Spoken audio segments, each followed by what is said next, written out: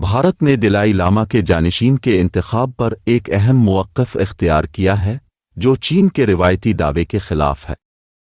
وزیر کیرن ریجو نے واضح کیا کہ یہ فیصلہ صرف دلائی لاما ان کے قائم کردہ ادارے کا ہے۔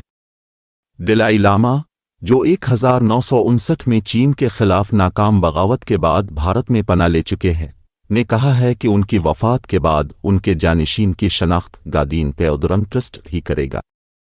یہ بیان روحانی اہمیت کا حامل ہے اور دنیا بھر میں ان کے پیروکاروں کے لیے ایک بڑی بات ہے۔